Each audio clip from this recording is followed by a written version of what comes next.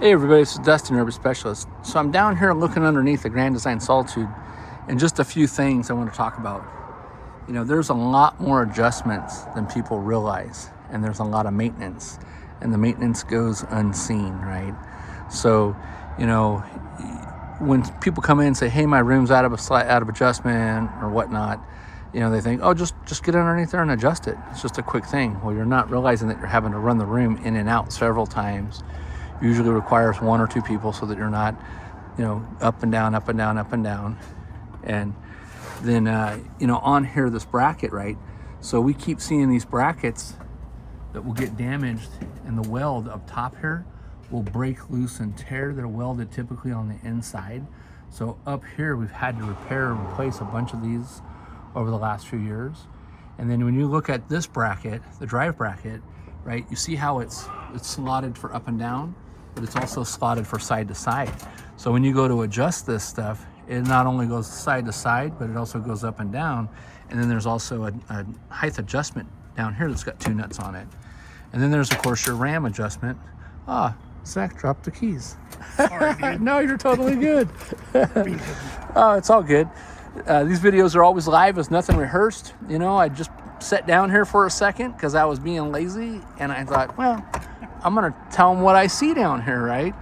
So when I'm inspecting units, right, this is some of the stuff that we look for. You know, we're looking to see if the shaft is all dirty and nasty. We're looking to see if there's dirt and any leakage back there. You know, we're checking like any hoses and stuff. If you've seen some of the other videos, we've got some videos where these rams, you pull them out or in and it just sprays fluid everywhere, right?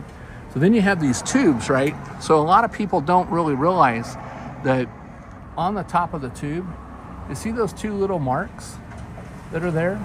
And then also, you see that little mark that's got the paint worn off right over there? It's like a little, I don't know what you want to call it, a moon or whatever.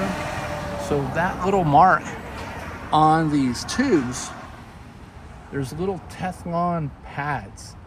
And let's see if I'm zooming in too crazy. There's one of them. There's a second one, but it's kind of hidden right now behind that shaft. So those are guides. And then there's also on the top. So see those two little nubs that are there? So there's 6 of those. And so we're always checking to make sure that those didn't break or fall off.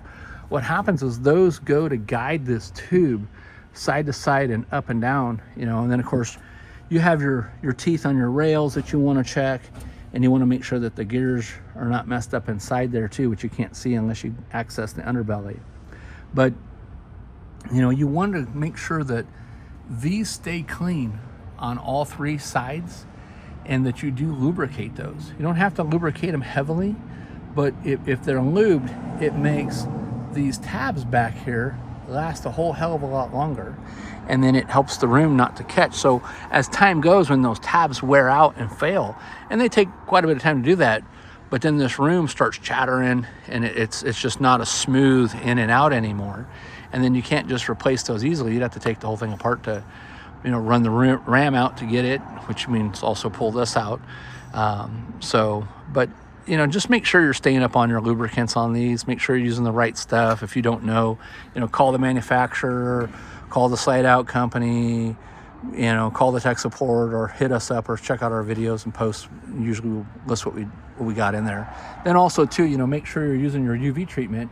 So the UV treatment on this bottom wiper seal, right? That's got a UV blocker. Well, hey Dustin, why do I got to put something underneath here for a UV blocker? Well, you don't, because it's never going to get hit by the sun, but it is going to get hit by all the dirt and dust that's on it. So keeping it clean, keeping it treated is also going to help keep stuff from collecting on it. It's going to keep anti-friction. Make sure when you're calling underneath here that you see how those screws are just kind of thrown in there, right? You want to make sure that the rubber hasn't pulled through those screws, that none of these little corner pads and stuff that are in there have fell out or fell off. Oops, over there. I'm sitting on the steps, so I'm pretty far away.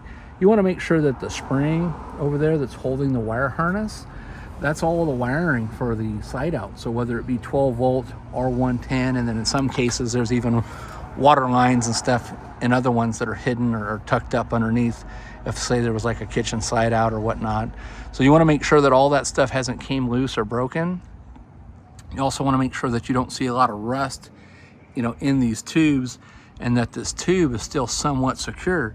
And as you look through the bottom, you see how that bolt right there is all rusted up. So that's just a bolt, and there it is in the tube that's just screwed to the bottom of the floor through some wood and aluminum backing that's inside the walls. So if you have a water leak, for say on this side, and you didn't have any screws here, you know, this S-lock usually tends to come loose. So you want to keep an idea, you want to keep up on the sealant on top of this rail. If this leaks, you're not going to see the damage till it's too late. So it's going to leak. The water's going to run back behind the J-metal. It's going to damage the staples that hold the S-lock in place, and this is the J-skirt. And then that is going to transfer the water right back into here, and it's going to either rust these brackets and cause the welds and stuff to fatigue and break. It's going to cause the screws and hardware to break. It's going to cause water to get into your floor line where you don't want it. You also, like, see, this has got the skis on it. You also want to make sure that your skis aren't getting, so if you can see that, I don't know how well if you can see it or not, but that's the slide out skis on the side. You want to make sure that those aren't coming loose or getting damaged as well. So there's a lot to it, you know, and this guy's got 5 of them, right? So only a few of them are under nose slide outs like this, but there's still stuff on the bottom of the Schwintek slide outs as well. So you want to really make sure that you're paying attention. You know, I mean, you do you, but we're here to try to save you money and time. You know, it's not like these need to be maintained all the time. Depending on how much you use it, you can maybe get by like once a year, once every 2 years. But it's just a good idea to, you know, get in here and do an inspection, you know. And then, you know, same thing, don't be afraid to ask questions if you don't, you know, if you don't know what's going on. There's other little plates and stuff too that come loose, like these areas down here. There's only one screw on the bottom of this that holds that J-skirt to that brace. And let's see how many screws are up here. And there's 2, but there is a 3rd hole up there, right? So if it was me, and I'm just me, I'm picky and always see stuff come loose, I would recommend that you either replace these screws with a trifold rivet, or add a secondary screw in there, or drill it out and put 2 rivets in there so that it holds it in place.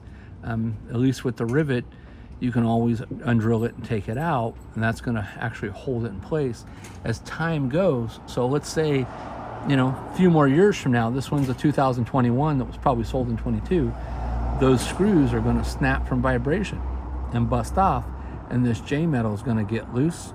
And then when it gets loose and the wind catches it and it damages it, then it's going to cost a fortune to get it, you know, because they sell this stuff in a 16-foot strip. It's going to bend it and get it all messed up. So anyways, stay tuned for more. Hopefully this information helps you. You know, my little corny suggestions. Same thing on that strap over there. I usually will go back and put extra tie straps. So you see all those zip ties that are there? Those typically break off and get damaged as time goes because they're, you know, they just dry out, they get expanded and contracted. Okay, I'm gonna shut up for now. I'm gonna keep looking this bad boy over some more, and I will let you know if we find anything else. I think we're gonna check it for frame stuff, and, you know, same thing with that other molding. Only one screw. Those pop off all the time. So, all right, and it's not, you know, it's not a Grand Design thing. It's not a knock on them. You know, I mean, anything you make or buy, you can always improve and add better.